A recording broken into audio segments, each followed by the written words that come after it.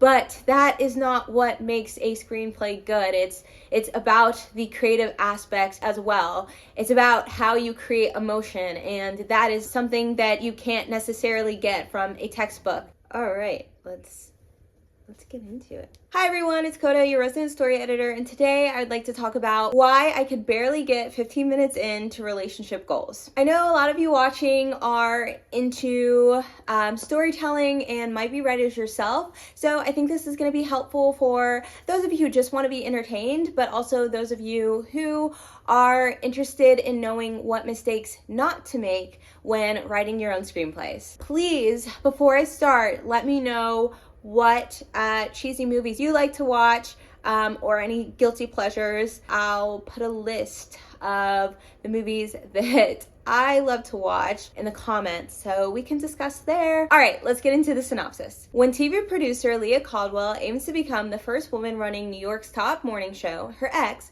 Jarrett Roy, competes for the same role. He claims to be changed by the book Relationship Goals, which becomes a theme as her friends explore the book's wisdom too.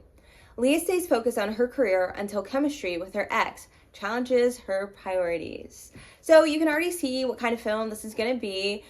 Sort of a rom-com, a tropey one at that. But while we're talking about writing, I think the synopsis already messes up. I feel like the last kind of two sentences should mostly be reversed. I think it should be when TV producer Leah aims to become the first woman running New York's top morning show, her ex, Jarrett Roy, competes for the same role.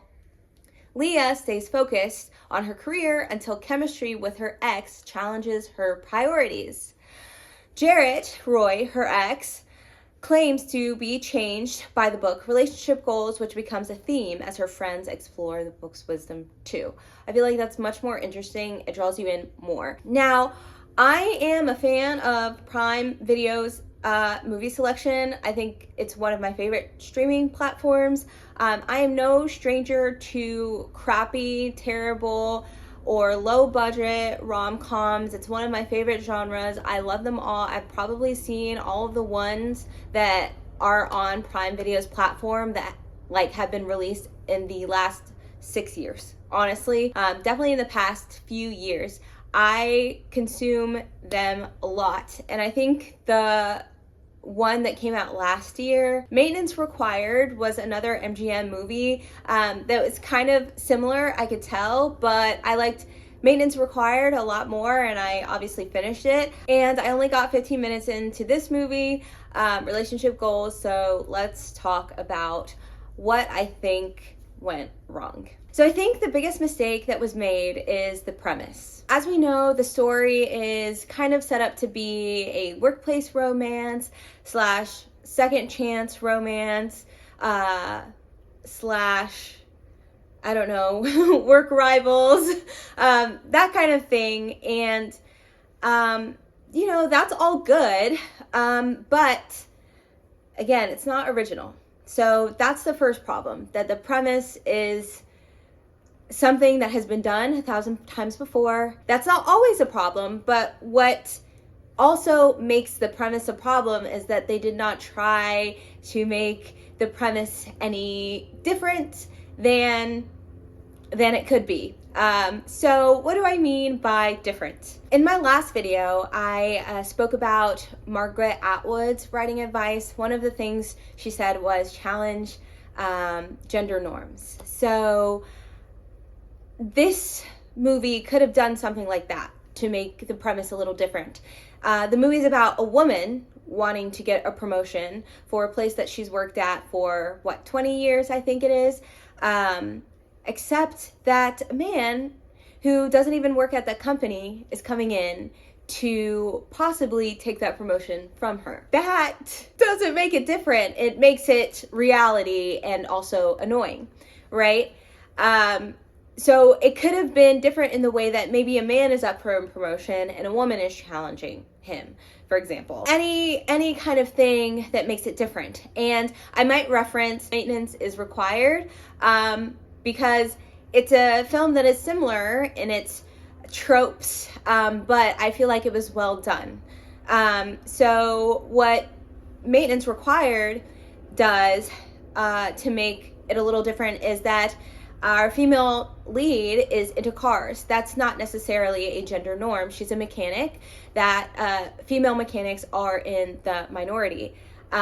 Females going up for promotion, that is not in the minority. That happens all the time. So it's not really different. Another thing I think this movie fails at is like adding emotion in the first 15 minutes. There's nothing really to connect to. There's things that I can maybe empathize or sympathize or understand, but there's nothing that's really like kind of connecting me to the characters where I'm just like, oh, I need to see what's gonna happen, because I already know what's gonna happen, but there's nothing different going on that I want to be like, oh, I want to know what happens along the way to get to where I know I'm already going. A lot of these movies, you know what the ending's gonna be, you know what the ending is gonna be. It's about the journey of getting to that ending, and in this movie, there's nothing that's presented to me in those 15 minutes that lost me that says, oh, I need to see exactly how this is going to happen. In fact, I actually thought I was probably going to end up annoyed as the character's reaction when Leah and Jarrett found out that they were going to be working on an assignment together. They kind of were acting like children. And I was like, oh, that's one of the things that also turned me off, is that I was like, they're too old to be acting like this, and if this is what the whole film is going to be like, I don't want to suffer through 90 minutes of watching two adults act like young adults or teenagers. You know what I mean? Maintenance Required had sort of, a maturity to it. That's basically all that I could gather from the 15 minutes to relate to you that I think they did kind of wrong. I think there were some other aspects, like some acting, some editing, like video editing, but then also like how they edited the picture, like color grading and stuff, that I thought was just, it looked like they threw an old Instagram filter over the footage, and that's kind of distracting. Don't get me wrong, I think Maintenance Required also kind of looked like that. But there was more interesting things going on, but when you've already lost the audience a little bit, it's easier for them to be more nitpicky about the other things that don't matter as much as the story. So that's important to know. I also think the stakes were not very high. Really quickly, we can talk about what they did right. They set up the conflict for the entire film. They introduced the characters. They introduced that it was going to be a comedy. Like, there were jokes. There was lots of jokes that happened that the first time, actually, I did not find too funny. I definitely did laugh the first time watching the first 15 minutes, and then I rewatched it just so I could take better notes, and I did laugh a little bit more. But there are jokes, and it's good, it's funny. Some of them hit, some of them don't hit as well. But they set up everything kind of flawlessly, you know? But when it's all said and done and we're thinking about the stakes, it's not like our main character, Leah, it's not like she's at risk of losing her job. She's at risk of missing a promotion, which, yes, sucks, but it's not like it's life or death.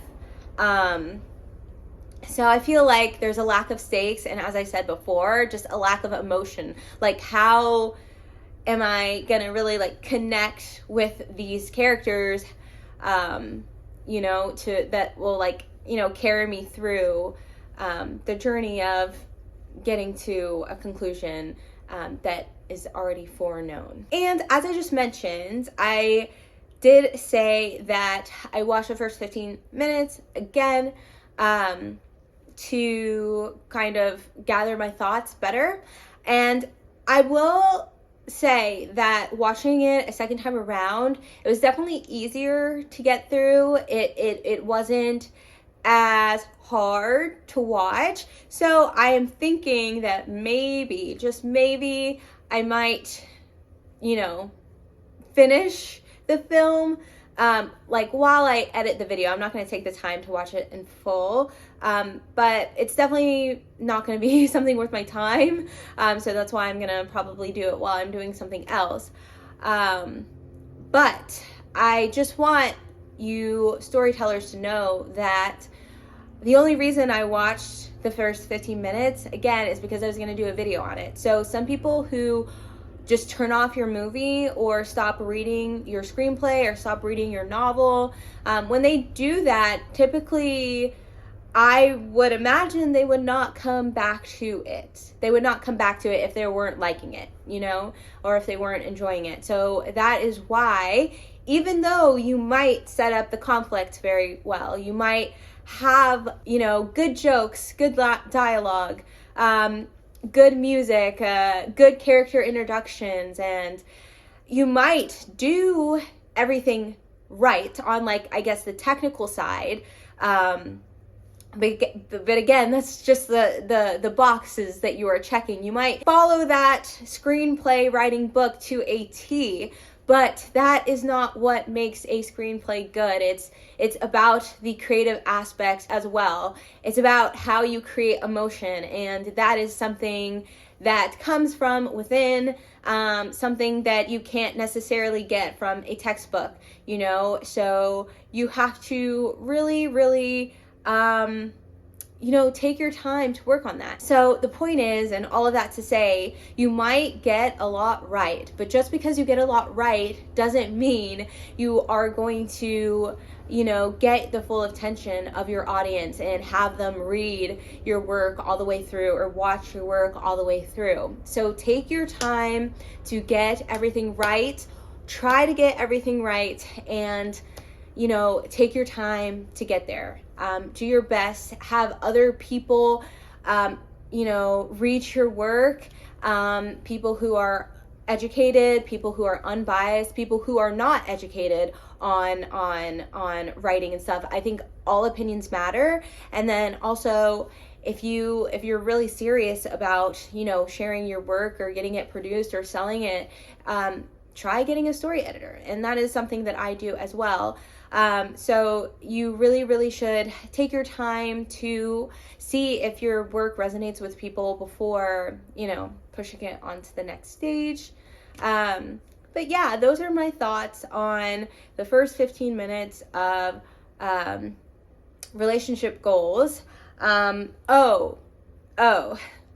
will say really quickly before I end the video, apparently there's a review out there that said that this movie is a feature-length advertisement for the book that it is based off of. And so, yeah. Also, don't do that. If you're writing something, don't make it an advertisement for something else. I think that is probably going to turn people off as well.